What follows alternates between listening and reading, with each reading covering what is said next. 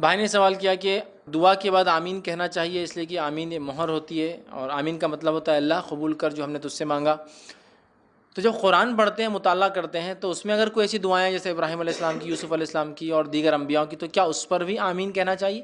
تو دیکھیے، تلاوت میں آمین کہنا سنت سے ثابت نہیں ہے، تلاوت میں نہیں۔ آپ تلاوت سے ہٹ کر اگر دعاؤں کی شکل میں اس آیتوں کو پڑھ رہے ہیں تو آپ آمین کہہ سکتے ہیں، تلاوت میں نہیں۔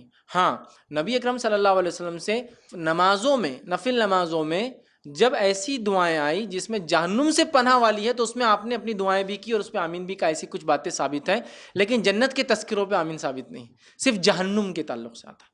جیسا کہ نبی اکرم صلی اللہ علیہ وسلم نے ایک مرتبہ صلاۃ الکسوف مطلب سورج گرہن کی نماز پڑھائی۔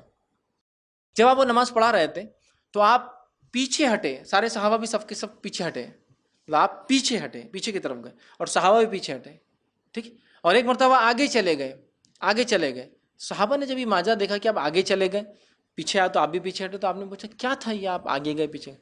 تو کہا جب میں پڑھ رہا تھا نماز تو مجھے جنت دکھلائی گئی تو میں آگے گیا تاکہ اسے حاصل کروں، اور جب جہنم دکھلائی گئی تو میں نے اسے پناہ مانگی اور پیچھے ہٹا، جسے صحابہ کو پیچھے ہٹنا پڑا تو وہ لوگ بھی پیچھے ہٹے۔ تو یہاں پناہ مانگی آپ نے، لیکن جنت کے وقت آمین کہا بول کے الفاظ ہیں، لیکن جہنم کا تذکرے پناہ بھی مانگی اور پیچھے بھی ہٹے آپ، ٹھیک۔ تو اس سے کچھ علماء لکھتے ہیں کہ جہنم کے تذکرے اگر نماز نفل نماز جیسا تراویح وغیرہ پڑھ رہے آ جائے تو پناہ مانگ سکتے ہیں آپ، اور بالخصوص آپ ذاتی طور سے پڑھ رہے ہیں تو اگر امام کرا تو امام کر سکتا ہے وہ کام، پھر آپ نہیں کریں گے، ٹھیک۔